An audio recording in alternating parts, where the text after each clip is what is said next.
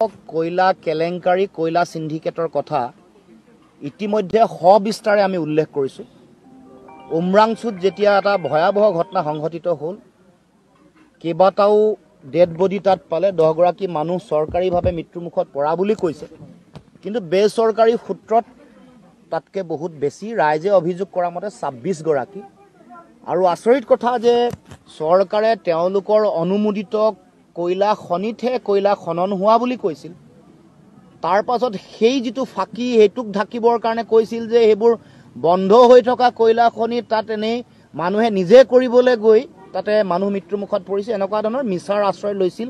যেতিয়া এনেকৈ বহু মানুহ ঢুকালে, এনেকুৱা ধৰণৰ ঘটনা নতুন নহয়।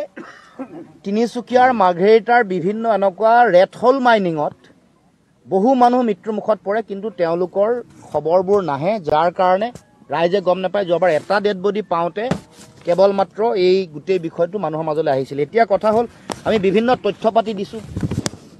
আসাম মিনাৰেল ডেভেলপমেণ্ট কৰ্পৰেশ্যন লিমিটেডৰ যিগৰাকী মূল বিষয়া আনন্দ নটৰাজন, তেওঁ বিধি বহিৰ্ভূতভাৱে কয়লা খননৰ তেওঁ অনুমোদন দিছে, কিছু কোম্পানীক দিছে, তেওঁলোকক এনেকুৱা চালান, এখন টিপিয়ে কয় নে চালানে কয়, এনেকুৱা এখন দিয়ে।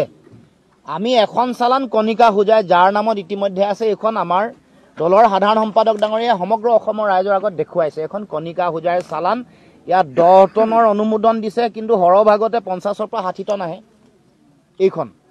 কিন্তু আমি আজি আন যিসকল ইয়াৰ লগত জড়িত, যাৰ যিকেইটা কোম্পানী, আমি যে কৈছিলোঁ 13টা কোম্পানী এনেকৈ তেওঁলোকে অনুমোদন দিছিলে, অথচ মানে AMDCয়ে অনুমোদন দিবই নোৱাৰে। তেওঁলোকে মাটি আৰু ওপৰৰ গেটবোৰত লৈ যাবলৈ অনুমোদন দিছে, নিয়মমতে দিয়ে, কিন্তু কয়লাৰ সৰবৰাহ চলি আছে। ইয়াত এখন তেনেকুৱা ফাৰ্ম, এটা কোম্পানী যাৰ নামত দিছে, তেওঁ হৈ গ'ল চি লাংথাছা, যাৰ ব্লক নম্বৰ 5 আপোনালোকে লিখি ল'ব পাৰে। আৰু এগৰাকী BS ইংটি, তেওঁৰ ব্লক নেম হৈ গ'ল Y। তাৰপিছত আহি গ'ল B13, তেওঁৰ ব্লক নেমটো হ'ল X। আৰু এটা হৈ গ'ল RK দাউলাগাফু, তেওঁৰ ব্লক নেমটো হৈ গ'ল 17। এইকেইটা আপোনালোকক দিলোঁ, এইকেইখন আৰু চালান আপোনালোকৰ আগত দেখুৱাই দিছোঁ। আৰু ইয়াতে সৰহভাগতে 10 টন আছে, কিছুমানত তেওঁলোকে কেতিয়াবা অকল 10 টন দিলে ধৰা পৰিব বুলি মাজে মাজে কেতিয়াবা আটাইতকৈ কম সংখ্যক ৰেণ্ডমলি 20 টন বুলি দিয়ে, কিন্তু আনোতে তেওঁলোকে মাল আনে 50ৰ পৰা 60 টন। এইটো সকলোৱে জানে। অভাৰলোড কৰি যিটো সিন্ডিকেট কৰে, এইটো এটা সিন্ডিকেটৰ অন্যতম, মানে তেওঁলোকৰ অৱলম্বন, অন্যতম ৰাস্তা এটা। এতিয়া কি কৰে, কাৰ্বি আংলঙত তেওঁলোকে কৈছে ন ৰেড হল মাইনিং বন্ধ হোৱা বুলি। যোৱা কালিও আপোনালোকে 9 কোটিত কালিও গাড়ী লোড হৈছে, আপোনালোকে খবৰ ৰাখক।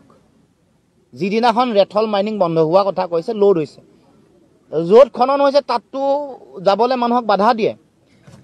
কিন্তু মই আপোনালোকক এতিয়াও ক'ব খোজো যে কাৰ্বি আংলং জিলাৰ যিবোৰ জেগাত এতিয়াও খনন চলি আছে, সেই জেগাবোৰৰ নাম জিচুবাই, লাংহিং, মাঞ্জা আৰু ডিলাই। এইবোৰ জেগাত এতিয়াও কয়লাৰ খনন চলি আছে। মই এটামান দেখুৱাই দিম ভিডিঅ' আপোনালোকক, ভিডিঅ' মোৰ লগত আছে। আৰু এইবোৰৰ জেগাৰ পৰা, বিশেষকৈ কয়লাজানৰ পৰা কয়লাটো আহি হোজাইৰ 9 কোটিত ষ্টক হয়। ইয়াত গোটেই যিবোৰ গাড়ী আছে তাতে বস্তু উঠাই আৰু অসমৰ বিভিন্ন জেগালৈ যায়। এইটো হ'ল কাহিনী, পুৰা কাহিনী। আৰু গোটেই কাৰবাৰটোৰ চৰ্দাৰ CM কাৰ্বি আংলঙৰ তুলিৰাম ৰংহাং, এইটো সকলোৱে জানে। আমি অসমৰ ৰাইজে জানো যে হিমন্ত বিশ্ব শৰ্মাৰ যিটো ATM, অন্যতম গুৰুত্বপূৰ্ণ ATM যিখন আছে, আন্তঃৰাষ্ট্ৰীয় ATM, সেইখন কাৰ্বি আংলঙত আছে, আৰু সেইখন তুলিৰাম ৰংহাঙৰ হাতত আছে। তাৰ উপৰিও ডিমা হাছাও জিলাৰ যিবোৰ জেগাত এতিয়া খনন চলি আছে, সেইকেইটা হৈ গ'ল আৰ্ধা, 3 কিলো আৰু লাৰভা বুলি কয়। এইকেইটা জেগাত তেওঁলোকে কয়লাৰ খনন চলাই আছে। এতিয়া কয়লাৰ নামত তেওঁলোকে সিন্ডিকেটৰ কি মূল্য লয়, বকলীয়া ঘাটৰ পৰা যেতিয়া কয়লা প্ৰতিখন গাড়ীত তেওঁলোকে 1,65,000 টকা। কয়লাজান আৰু 9 কোটিৰ পৰা যিবোৰ গাড়ী বিভিন্ন প্ৰান্তলৈ যায়, তেওঁলোকৰ সিন্ডিকেটৰ ধন 1,25,000 টকা। আৰু ডিমা হাছাও জিলাৰ পৰা অসমৰ বিভিন্ন প্ৰান্তলৈ যোৱা সিন্ডিকেটৰ ধন হ'ল 1,35,000 টকা। গতিকে এইটো হৈ গ'ল, আমি এইবোৰ গোটেই কথা খবৰ পাতি, আমাৰ ভিতৰুৱাকৈ অহা খবৰ, ভিডিঅ' আছে, আপোনালোকক 2-এটা ভিডিঅ' আপোনাক দেখাম। গতিকে এইখিনি হ'ল মূল কথা। এতিয়া আমি কয়লাৰ, তেওঁলোকে এইকেইদিন কথাবোৰ গোটেই ধৰাৰ কাৰণে ৰেড হল মাইনিং বন্ধ কৰিম বুলি কৈছে। এইটো কিছুদিনৰ কাৰণে কৰিব দেখুৱাকৈ, যাবলৈ নিদিব মানুহক সেই জেগাবোৰলৈ।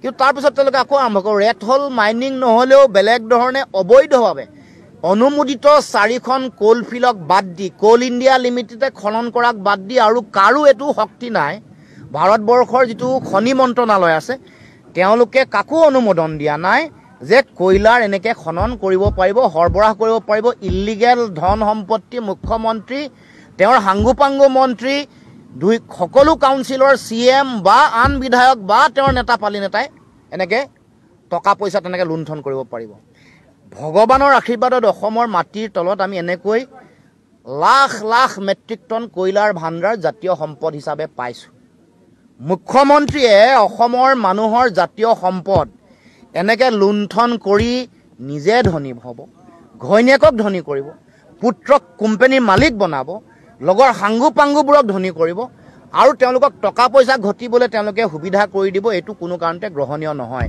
এয়া আমাৰ জাতীয় সম্পদ এনেকৈ লুণ্ঠন কৰা বন্ধ কৰিব লাগিব সেইকাৰণে এইবোৰ কথা বতৰা কৈ আমাক আভুৱা ভাৰি লাভ নাই আমাক এই কথা বতৰাবোৰক মানুহক আমাক বুৰ্বক বনাই তেওঁ চেষ্টা কৰিছে আমি কোৱাৰ লগে লগে 10 লাখ টকাকে দিলে ভাল পালোঁ আমিতো কৈছিলোঁ 1 কোটিকে দিব লাগে আৰু দিব লাগে পৰিয়ালৰ সংস্থাপন দিব লাগে এইবোৰ নাগৰিক এই যে মহিলা আৰু খনন উদ্ধাৰ কাৰ্য আৰু চলাব লাগে কাৰণ আৰু ডেড বডি আছে আমি জানো চৰকাৰে খৰখেদাকে টাপি টুপি ৰাখিব খুজিছে 10টা পৰিয়ালে তেওঁলোকে যিহেতু ক্লেইম কৰিলে তেওঁলোকে ক'লে যে আমাৰ ঘৰৰ পৰিয়ালৰ মানুহ হেৰাইছে সেইকাৰণে 10টাতে ৰ'ল যিসকলে ক্লেইম কৰা নাই নেপালৰ পৰা অহা মানুহ আৰু বেলেগ ৰাজ্যৰ পৰা অহা মানুহ সেইসমূহে যিসমূহে চলাই সিন্ডিকেট সেইসকল বা তেনেকুৱা শ্ৰমিকো তাত বিভিন্ন ধৰণে তেওঁলোকে মৃত্যুমুখত পৰাৰ পূৰ্ণ সম্ভাৱনা আছে গতিকে আমি এই গোটেই কথা বতৰাবোৰৰ আমি তদন্ত চলাবৰ কাৰণে আমি দাবী উত্থাপন কৰিছোঁ বন্ধ কৰিবৰ কাৰণে দাবী উত্থাপন কৰিছোঁ আৰু ৰাজহুৱা